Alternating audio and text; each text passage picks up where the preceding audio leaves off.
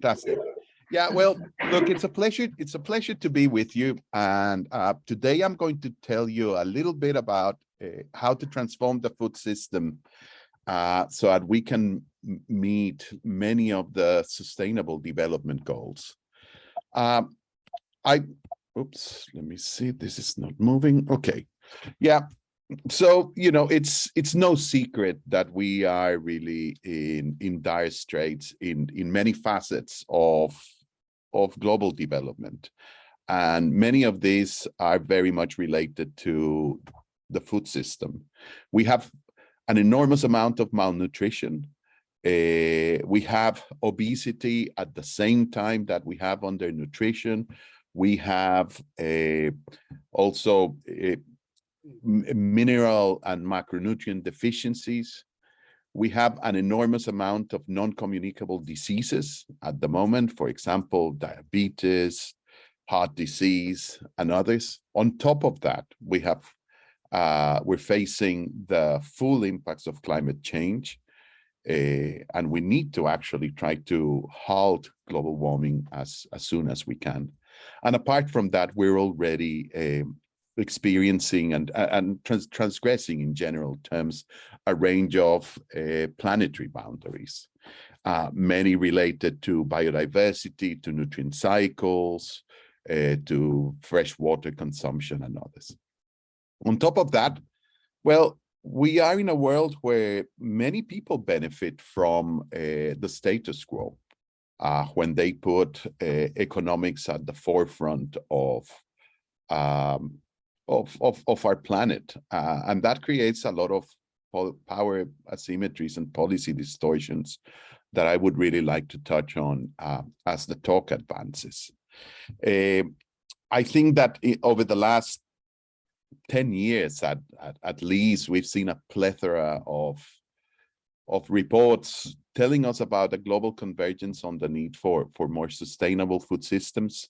Certainly, I'm going to explain the problems, but also some of the solutions that are available now and that are need to be deployed by all of us without excuses. Fundamental to this is that we're trying to get to a series of what I call noble global goals. We're talking about the Sustainable Development Goals, which is basically a compromise, basically a deal that we've struck with the world to ensure that we actually meet social and economic and environmental goals. I'm sure you've heard about them. There's 17 goals dealing with no poverty, zero hunger, to try to be healthy, to have education, etc., all the way to having robust institutions and peace and justice and equity for all. At the end of the day, the key of the Sustainable Development Goals is that we must leave no one behind. And this is fundamental, especially for aspects related to the food system. You have all heard about the food system. Well, what's the food system in reality? It's definitely not synonymous with agriculture. It's way more than that.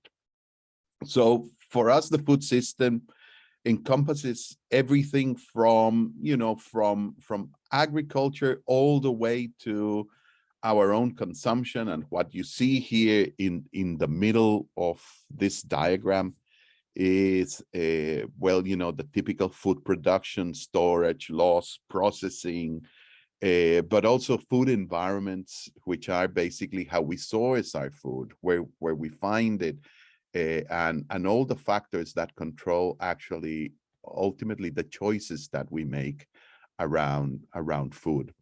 These are definitely heavily modified by individual factors like how much food money can we spend, how much our culture dictates what we eat and others. And this actually ends up leading to global food security, to the diets that we eat. And this has impacts on the environment, nutrition and health, the economy, and social equity and inclusions. There's a range of entry points, what is, as you can see from this diagram, to have impacts on the food system, and also on the drivers of what leads us to behave in certain ways. So here you can actually see basically one of the typical conceptions, and please have it in your mind as we go. Let me tell you a little bit about the drivers of what's causing all of this. And in one good summary, you know, I referred to Will Stephen's paper on the Anthropocene. Welcome to the Anthropocene, the age of human-induced global change, where Will showed us all this, what he calls the great acceleration curves. These great acceleration curves are, well, as you look at population, look at incomes, look at and their impacts on everything else, which is basically resource use.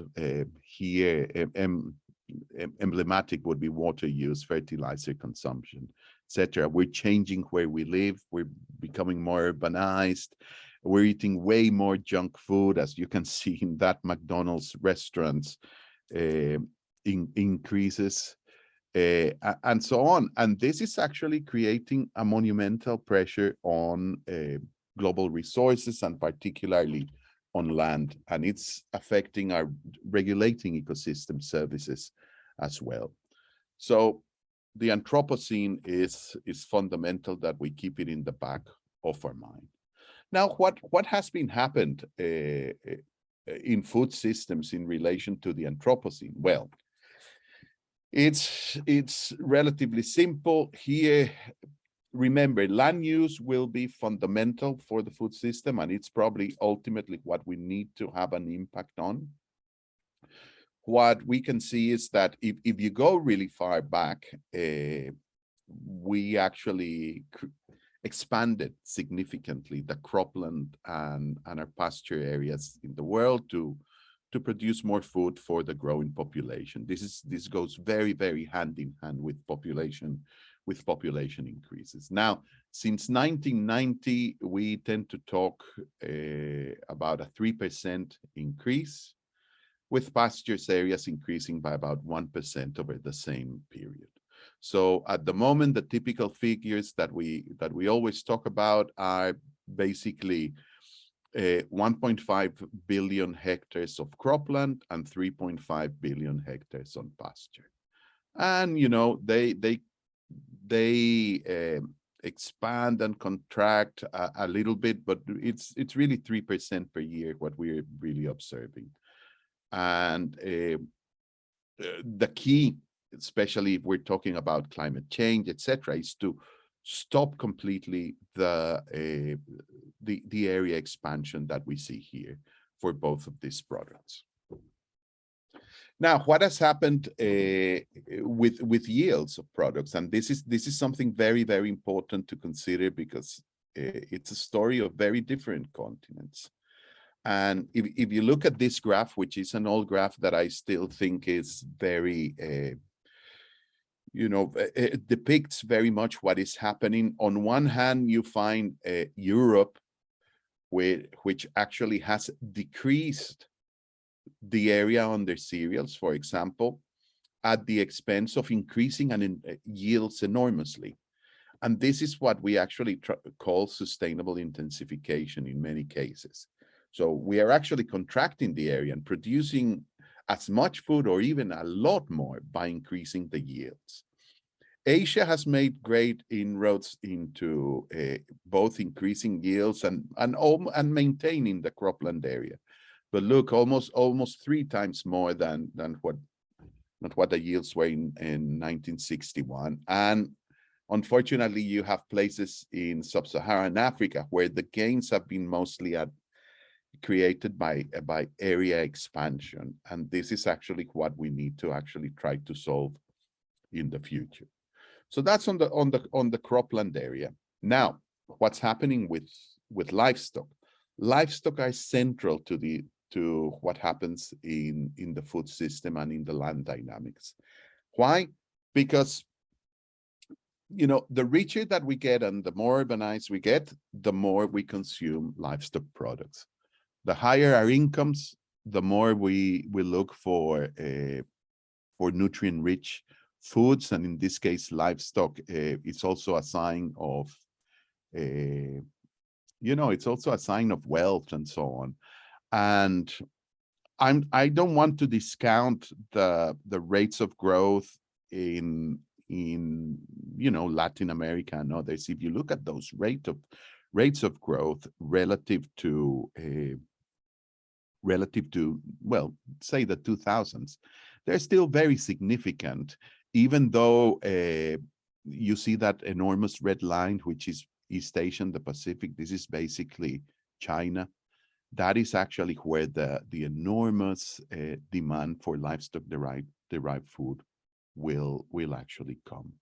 And it is scary because it actually makes us think, well, where is all the feed going to come from? Where is all the land going to come from? Where are all the crops coming from? Now, most of the cropland expansion that we observe is for growing feed for livestock, because of these large increases in demand. So we'll talk specifically about this demand for livestock products. Having said that, you know, it's been always like a big part of the equation, but it's not that it's stagnated. The livestock sector uses about 62% less land to produce a kilocalorie of livestock and 45% less greenhouse gases to produce the same amount. But, you know, there's a trade-off. Less land, less greenhouse gases, but an almost 200% increase in nitrogen use. Well, this is basically fertilizers to create those intensification pathways that we see. At the same time, there's been significant structural change in the sector with more industrialization, larger concentrations of animals, and so on. So also there's been aspects related to pollution that we've had to deal with in recent years. Let's talk a little bit about emissions to ratify the point of the land. These are emissions from global food systems, all the way from the farm, all the way to the consumption. And what I want you to focus on is on that first, on looking the distribution that you know, you could say they're not that different between the industrialized and the developing world. You see that orange and yellow bars, more energy and more waste emissions coming from industrialized countries than in developing countries. But in reality, it's the land-based emissions from the production of things that dominate everywhere. And this is really important to consider. It's still the major thing that we have to deal with production of food, the agricultural side, but now increasingly more aspects related to food waste. We're wasting between 30 to 40% of food at the moment. And in terms of anthropogenic emissions, you know, this is from CRIPA. They would say 30% of anthropogenic emissions. In reality, we did, for the special report on climate change and land, a review, and this fluctuates between 21 and 37%, depending on where you are. But it's still very, very significant. Now, let's go a little bit to what are the solutions that we have. You've probably heard a lot about, you know, changing our diets, trying to produce healthy diets from sustainable food systems, and basically there's been a number of papers throughout the years that have actually built scenarios of what would happen if we changed our diet. Originally, we did it from an environmental perspective, just to tackle the climate change issues. And we saw that, yes, well, if we consume products that are, you know, less, that have emissions intensities that are lower, like fruits, vegetables, roots, cereals, basically a more plant-based diets or more pescatarian diets, we could actually decrease emissions. Why? Because particularly the ruminants have very high emission intensities. So what happens when we move from, say, a current diet to a Mediterranean or pescatarian diet? The most important thing that happens is that look at panel C. It's the land use relative to the current times that really decreases. And it's this reduction in intensity, or we're going for the most efficient ways of producing nutrients for humans. And this is really important. But you know, when we did all this analysis from a climate change perspective, we said, wow, the problem here is that we're not going to make people change the way they eat for a global good, like, say, climate change or greenhouse gases. But, well, Tillman and Clark also calculated what would be the reductions in relative risk of different diseases. And look, for example, type 2 diabetes, cancers, and others actually significantly decrease in terms of relative risk. So we thought, aha, this is fantastic in the sense that all of a sudden we can personalize the problem. And when you personalize the problem, when you tell somebody that what they eat is related to increases in coronary mortality or something like that, they're more likely to increase action. So the fact that now we can connect all the way from land, from what we eat, to changes in diet, to what will be the changes in emissions and in resource use, all the way to the health, you know, has created a very persuasive argument for policymakers in how to tackle this. Apart from the fact that this is now considered an action that could have transsectoral effects. You're not only dealing with land, but you will also be dealing with aspects, you know, with the health bills of countries and things like that. So imagine if we could actually do something on this space. It's probably a very hard nut to crack because we have very ingrained consumption patterns, but this is something that we certainly need to try. And you've probably heard about the Eat Lancet study, which basically, you know, if you look at the key message of the Eat Lancet is make the veggies the star of the plate. You know, in the past, we've always tried to put the animal source foods as the star of the plate. And this is actually trying to transform how the plate looks like. Let's make it colorful. Let's make it full of vegetables, whole grains, plant source proteins. Let's still consume animal source proteins, which are very, very important for some of our micronutrients. But really, let's reconfigure this plate in a way that we can actually have a healthy diet and sustain the planet. This is actually how different regions look against the planetary healthy diet. The 100% that you see here is that particular diet. And, you know, a couple of salient points. You know, there's many regions over consuming animal source foods. But in real terms, there's others that still need to consume significantly more animal source foods to ensure their nutrition.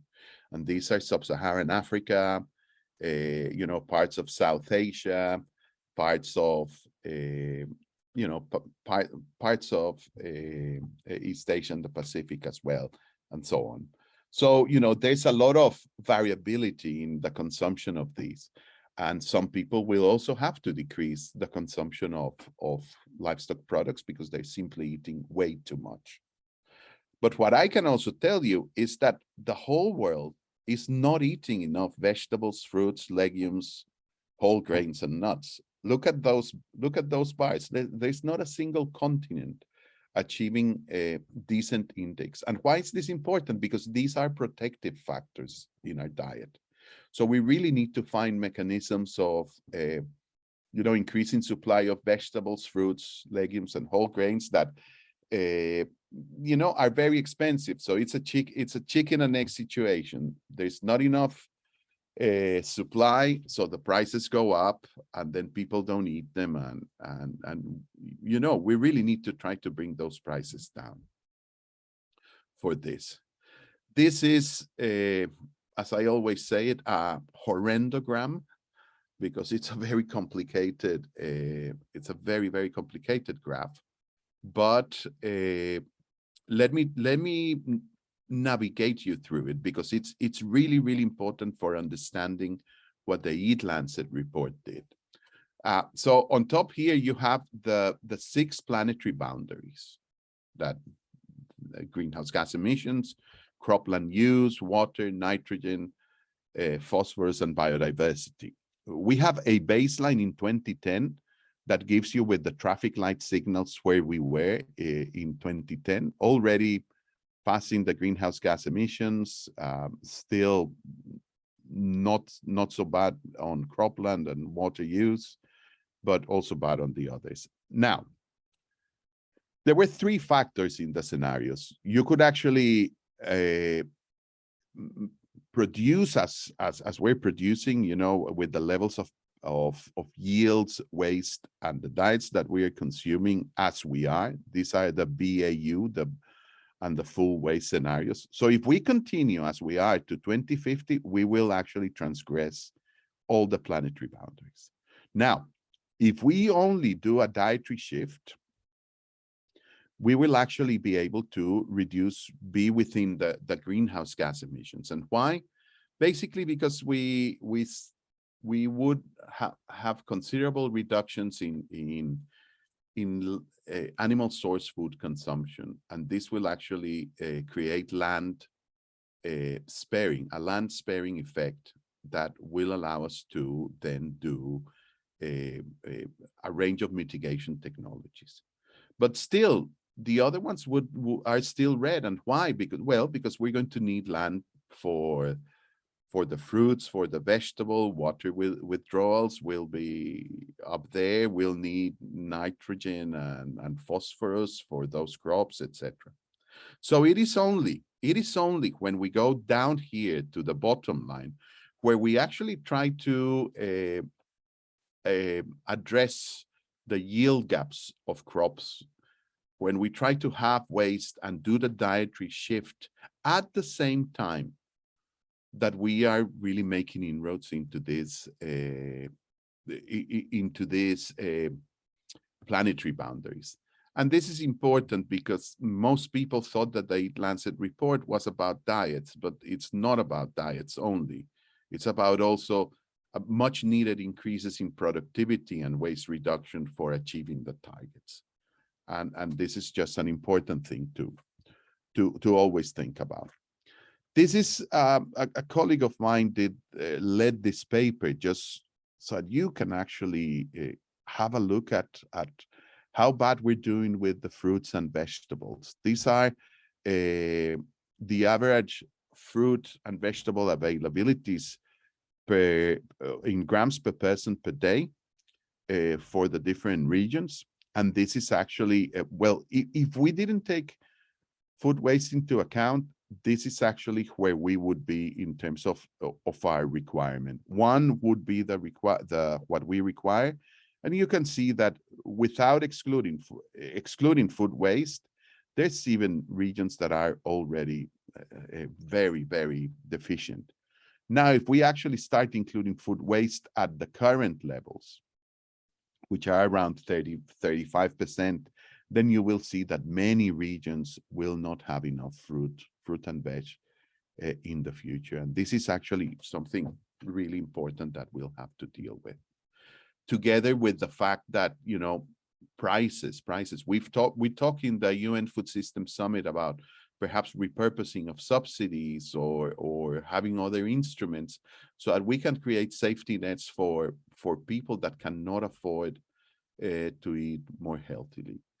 unfortunately, in many parts of the world, junk is the cheapest thing to eat, or very fatty, or very ultra processed food. And this is an issue, because this dietary transition that we want, we need to make sure that it's not only delicious, but that it's truly affordable.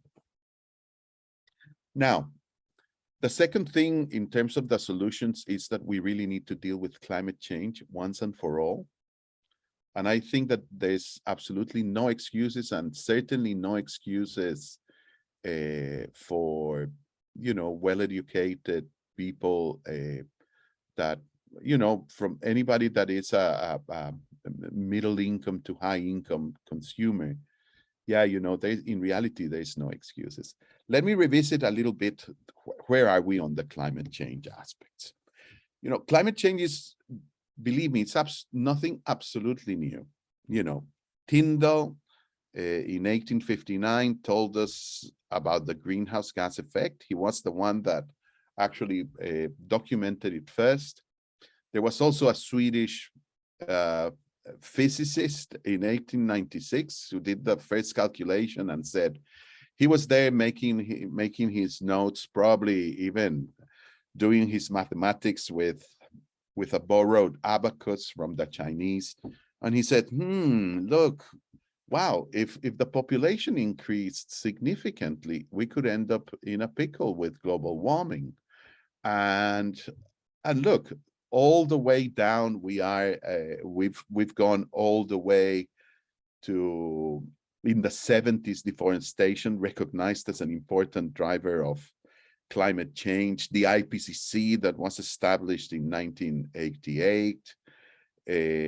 We had all the different reports that have been produced, and the science basis has been basically 150 years, almost 150 years of climate science. And look at those emissions charts; they keep on increasing. But what's the issue? Well, that the policy frameworks have been really slowly implemented.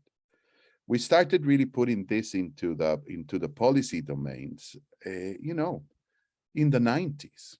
So we've had max 30 years of trying to do something about this.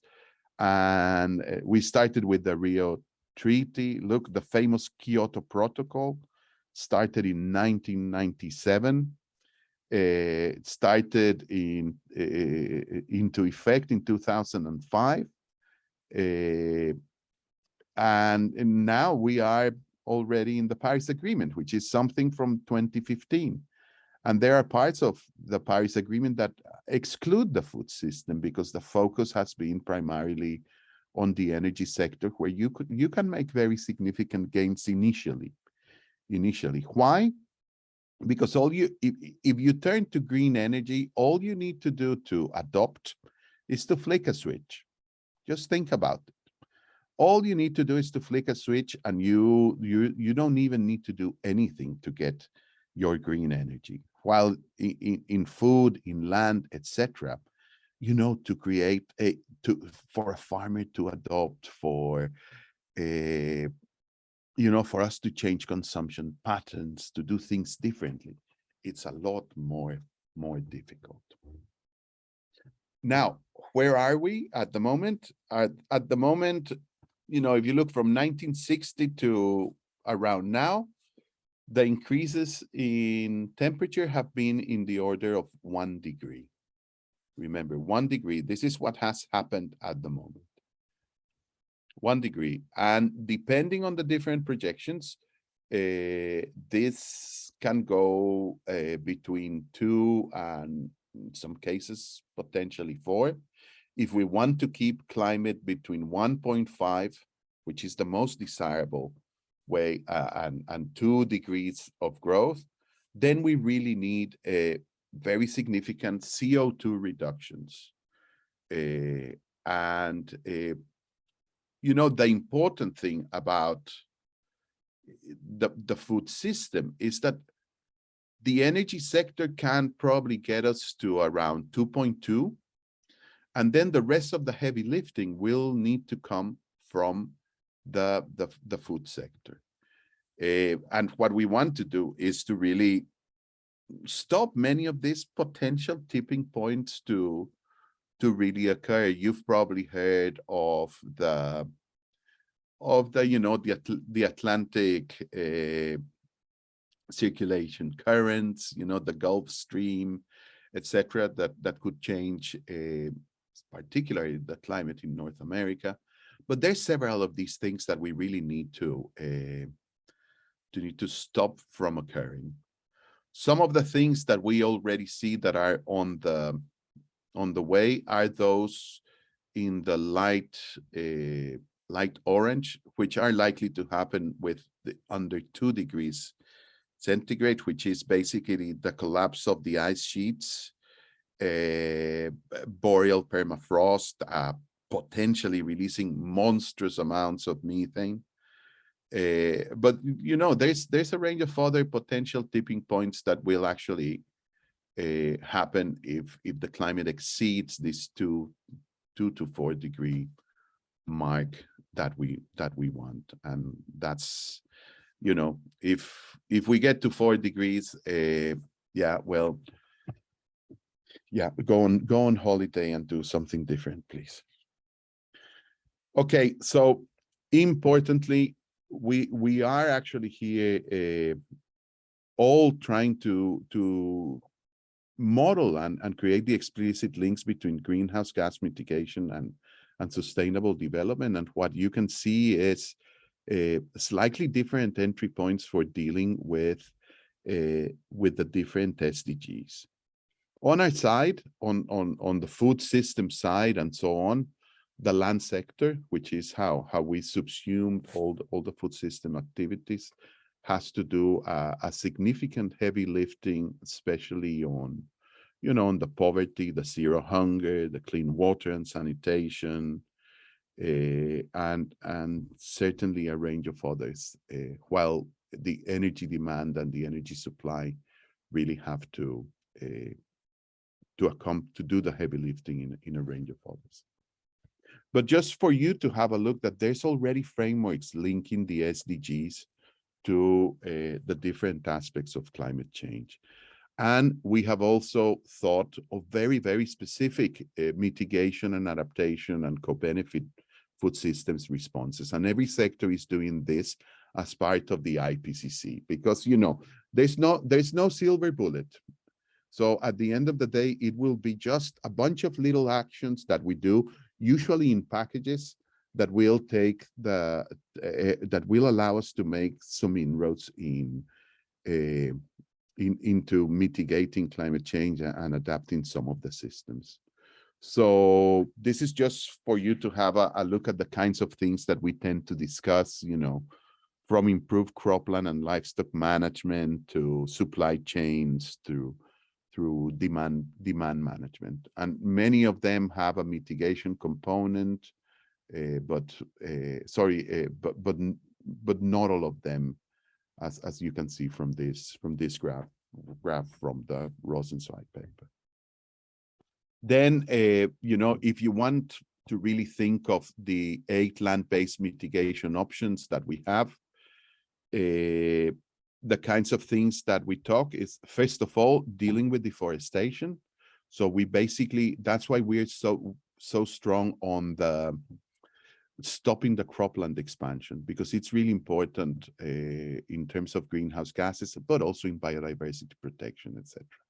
Then dealing a little bit better with the direct emissions from agriculture, the food waste that we discussed, the dietary change, but then trying to really start getting into restoration, restoration of degraded carbon ecosystems. This is pastures, this is reforestation, afforestation, and all those other ones that together with improved forest management and some use of negative emissions technologies could lead us there.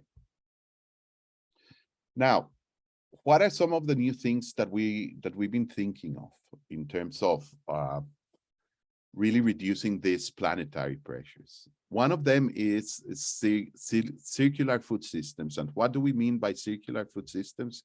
It's systems where we can actually use leftover or waste biomass streams and repurpose them for use by other sectors. One of them that is very, very, very promising is, trying to decouple livestock from land using a circular economy by using food waste as feed, directly or indirectly. And what do we mean by this? Well, you could feed food waste and produce insects. You could actually, ferment sewage in sewage plants and produce microbial protein. And what we have seen is that if you look at this graph, you will see that there's two circles. Those two circles are boundaries of production of circular products that I'll explain in a minute. And the different triangles are the current consumption of protein that different continents require, that different continents consume. So what we know is that this internal band is about 7 grams of protein per person per day. What does that mean? 7 grams of protein per person per day can be produced from ruminants in rangeland systems where there's no competition for arable land. So basically in the regions where you have grazing livestock, like in semi-arid areas of sub-Saharan Africa and so on, well, it's about 7 grams of protein per person. Suppose a human needs roughly 50 grams. So, well, you're talking about, what is it? Probably around 15% or something like that.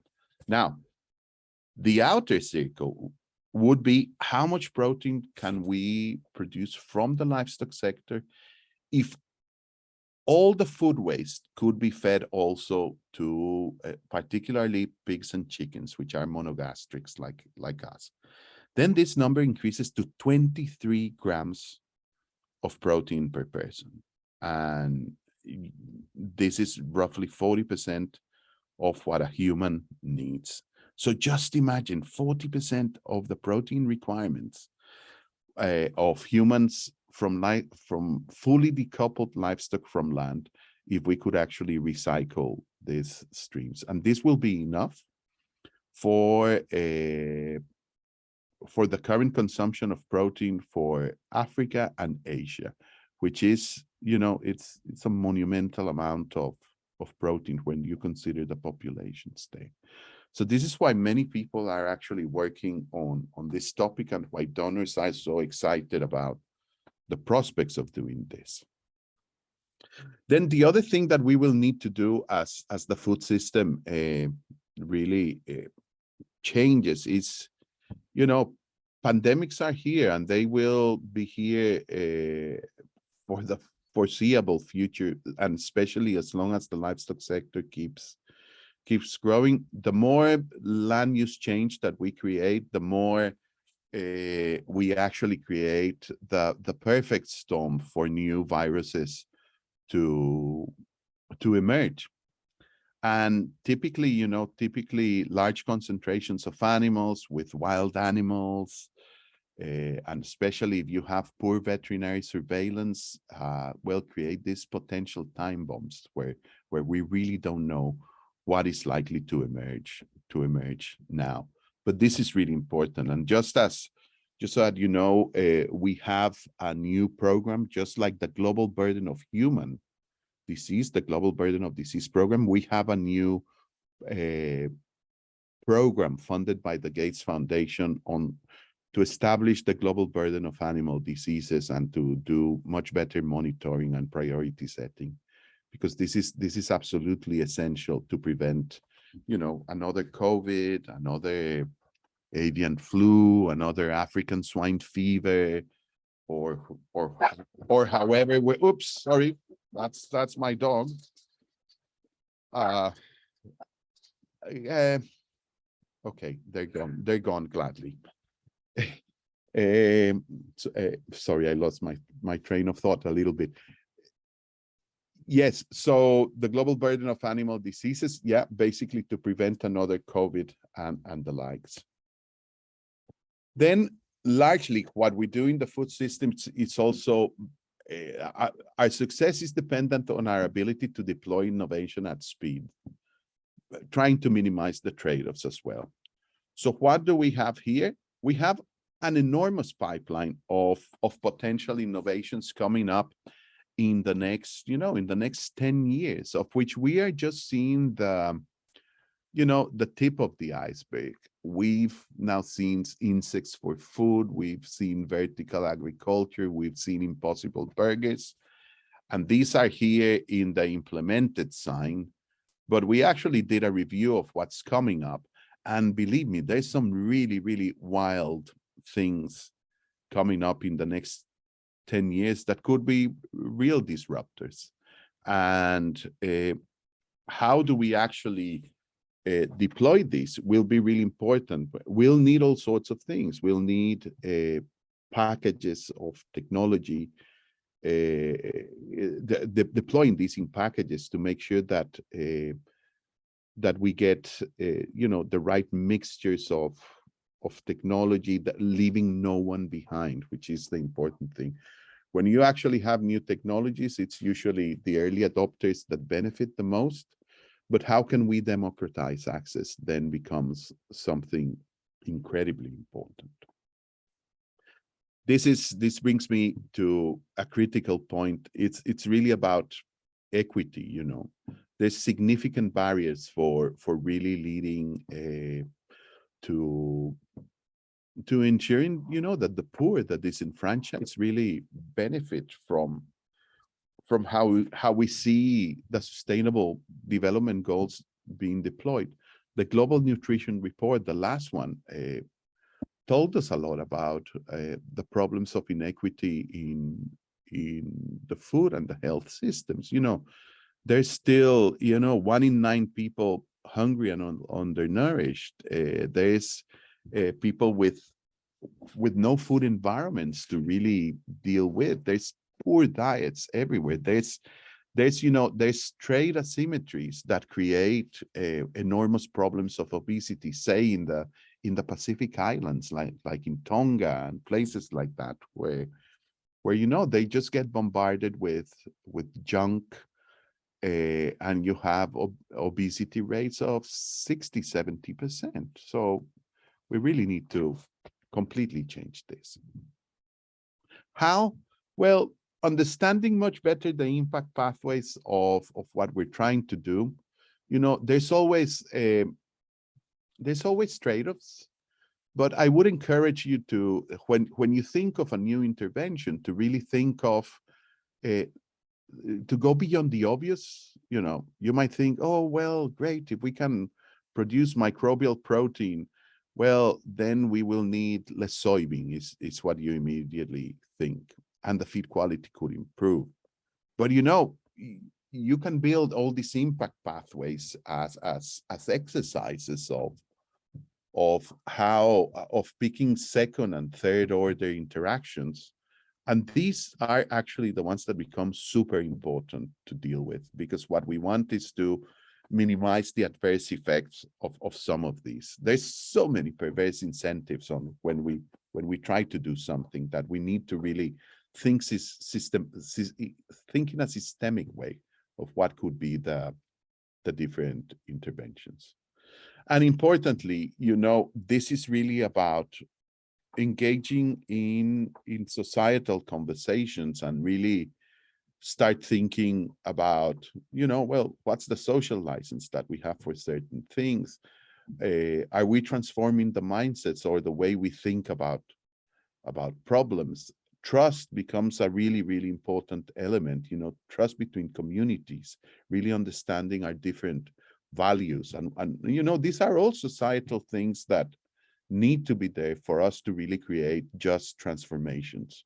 as well as, you know, changing policies, creating the market incentives, thinking of how we're going to fund this in a stable way and so on, and safeguarding against the undesirable effects that we've seen throughout history, you know, that even with the best intentions, there's been things that we have done that lead to the opposite effect, because, you know, we sometimes don't take into account the economics of the systems. There's what economists call leakage and rebound that become really very important properties of any change that we make. All these trade-offs we know are solvable, and I would encourage you to look at our recent publications on the topic, you know, how to really deal with processes for bringing change in an equitable way. This is one that we did with my colleague Chris Barrett. There's even a Springer book out on the topic that we just launched. And then, you know, the other area that is gaining a lot of enormous thrust is how do we internalize the true cost of food? We calculated that the true cost of food is $29 trillion. This is something that we did for the Food System Summit. The gray bar here is basically the cost of food that we are monitoring now. This is basically all the prices, food quantities times price. And you can see here that you were talking about $10 trillion, but you know, the environmental costs, the environmental externalities, and the costs and the health costs are at least a similar order of magnitude. We're not accounting for 2/3 of the cost of the food system. And it's really important. We have a project, for example, now funded by Rockefeller, trying to internalize the true cost of food in public procurement systems in New York. So by legislation, states have to go for the cheapest of the cheapest food. But the cheapest of the cheapest food could be full of pesticides, could come from really afar, etc.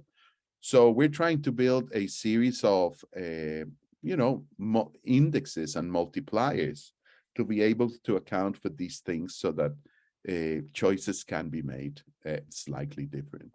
This is really important for the future. I'm not going to go into that. We need to then become much better at monitoring and accountability, creating metrics that will allow us to measure progress, both in terms of monitoring, but also in accountability. In monitoring, there's great progress with a range of spatial analysis, and I can, you know, I work on land use, so I'm deciding to choose a different example that we have here. So look at, for example, prevalence of stunting in sub-Saharan Africa. Some great maps are now produced by the Global Burden of Disease program. But, you know, in terms of the environment, we have much better remote sensing data to tackle to measure deforestation and others. So there's great progress on this. But more importantly, you know, the accountability issue is essential, and we need to reward responsible behavior. We need more examples of people really behaving like what Volvo did. You know, that Volvo invented the 3-point seatbelt that we use in all the cars was invented by Volvo, and they decided not to patent that. And because they thought that, you know, this should be free for everybody, because, you know, the ability to save lives was a much higher objective than something to profit from. And we need to actually reward this kind of responsible behavior, especially in food. Get us stop the production of junk, stop just dumping unhealthy food in many places. Let's start building also reports that are not full of anonymous solutions, but let's put there also who needs to make the change and who needs to drive the change, and hold them accountable for the changes that we need to make. Only like this we will be able to really make changes, and we need to do it now, because the costs of inaction will be even higher. And I always finish with this slide, which is I think I took from a Time magazine from the early 80s. Look at the costs of the 5 and 10 megabytes. It's just ridiculous. And it was only when IP, when IP rights finished, when we managed to democratize access to this kind of technologies, that things became extremely cheap, when they could be manufactured en masse for everybody, that we created big change. Same with the mobile phone in Africa. The improvements in the lives of many poor people as a result of an intervention like that have been immediately immense. And we need to do the same with the food system. Thank you very much.